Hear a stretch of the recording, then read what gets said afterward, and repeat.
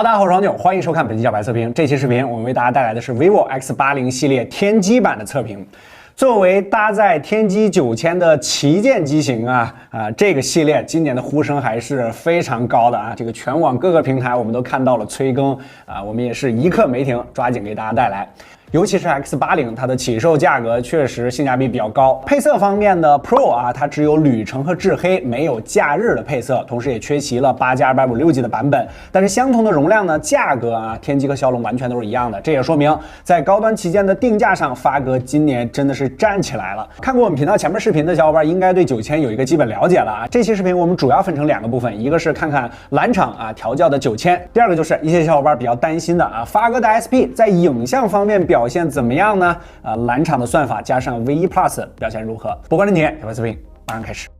首先是性能部分，因为处理器都一样所以我们选择了呼声最高的 X80， 娱乐兔呢101万加，作为第3款天玑9000量产的机型这个表现呢优化时间比之前的长一些确实要好一点。持续读取1874和骁龙版的差别不大但在持续写入方面要高了340，随机读写呢分别为372和480，在数据库中排到了第3位。X80在读写上的分数要低于 K50 Pro， 不过要都高于天玑版的 Find X5 Pro。3D Mark Wildlife 的 GPU 测试中 ，X80 8773和 X5 Pro 的天玑版相差不大，但是低于骁龙版的老大哥。同样的 ，X5 Pro 的2个版本也是骁龙的要高那么一些。Geekbench 5的 CPU 测试中，多核4124与 X5 Pro 天玑版和 K50 Pro 相差不大单核1247分，同样与另外2款9000没什么太大的差别。单看纸面成绩的话 ，X80 调教还 OK 实际落地，王者120，平均率119波动2.1，表现上略好一丢丢 K50 Pro 的117.3。值得一提的是 ，X80 可以120加上极致画质同开，而骁龙版只能120加上高清这一点值得点赞。中负载和平均帧率89.5帧，波动也只有0.5帧率和波动上也要好于 K50 Pro 一点调教的时间确实更长一些嘛。不过功耗为4.14瓦，略高于 K50 Pro 的3.88瓦。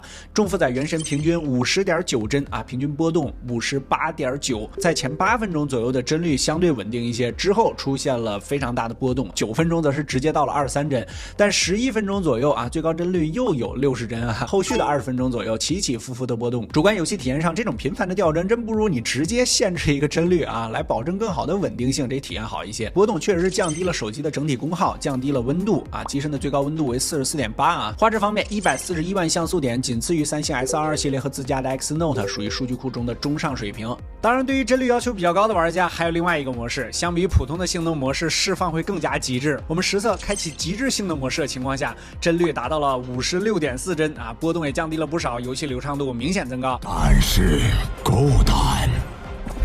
代价是什么呢？这温度也达到了47.5摄氏度。这2种模式算是给了用户2种选择，一个重温控，一个重帧率。其实普通性能模式大部分人用已经 OK毕竟夏天来了嘛，大家还是看一下自己的需求。不过这个开启的位置确实还可以更合理一些最后问问大家，你是愿意用性能模式还是极致性能模式呢？大魔王光明山脉调的和原神基本一样前5分钟帧率都在60但是温度也飙升到了最高的45.7摄氏度，5分钟之后波动非常频繁，平均波动到了113.3帧虽然平均帧率49.5帧看这数字还挺不错的，但是大幅的波动降低了整个游戏的体验，尤其是游戏中角色的移动突然从60掉到25还是不如稳定一个帧率输出来的实在一些。发哥机型的续航一直是我们非常关注的，3小时小白测评轻度续航测试剩余54%，4500毫安时的电池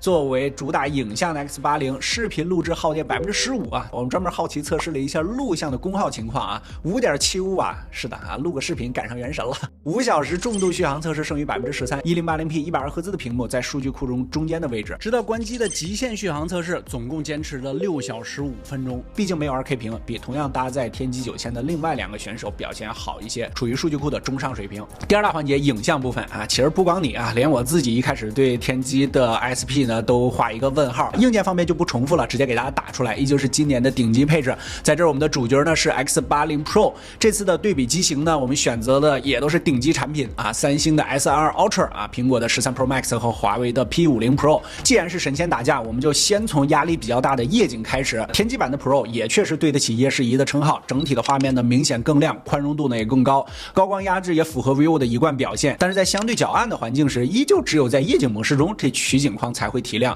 希望蓝城把这个功能直接集成到默认模式中啊。骁龙版当时我们就提到这个问题了，在2倍微云台的加持下，明显比其他家裁切有更好的画质，在暗光环境下呢，可用度还是挺高的。上次用3杯奶茶哄到了小姐姐啊，这次预算有限，只能用1杯奶茶收买了工作室没洗头的小哥哥。这颗2倍拍摄的人像照片呢，他还是挺满意的，配合上蔡司滤镜，不用特别专业，随手就可以拍出不错的人像照片。当然啊，说2倍显得不太够专业，等下50焦段在摄影爱好者心中是一个大师焦段啊。这位被誉为20世纪最伟大的摄影家之一啊，法国的著名摄影家啊，亨利·卡蒂尔·布雷松就非常喜欢用50头，在大师手中50拍出的照片啊，仿佛能直接和照片中的人交流，喜悦、温情、严肃啊，这个情绪表达都很直接。之前我们经常调侃2倍战术镜头啊，因为虽说很多手机都搭载了2倍，但是它并不好用啊。此2倍非彼2倍啊，这微云台加上不错的 CMOS， 实测下你随手拍发挥还是比较稳定的。相比于2倍呢，这颗5倍长焦啊就弱了一些啊，解析力上呢不如华为的3.5倍，虽说好于苹果的3倍和三星的4倍啊，但是三星的10倍人确实猛啊，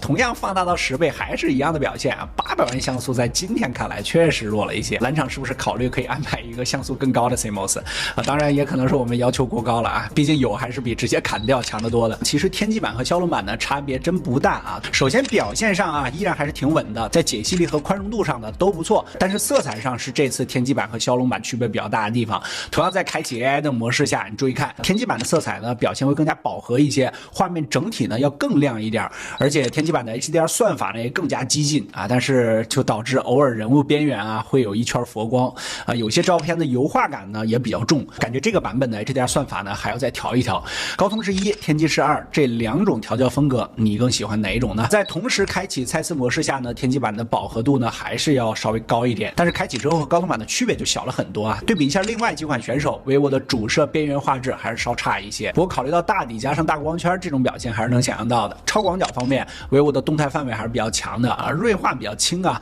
看起来解析力比较一般，但是最后实际成片的表现上呢，其实差不太多。相比另外几个啊，vivo的超广视角稍微窄一些，但好在有比较强的算法，无论是夜景还是室内光线非常复杂的场景下，vivo的表现主观都要感觉更好一点。在视频录制方面，还是先忍不住说一下蔡司的 Cinematic 电影虚化啊，分辨率同样是 1080p，vivo 这边是24帧，苹果的电影模式是30帧。比较大的一个区别是，苹果是16:9的啊，vivo 它是这样的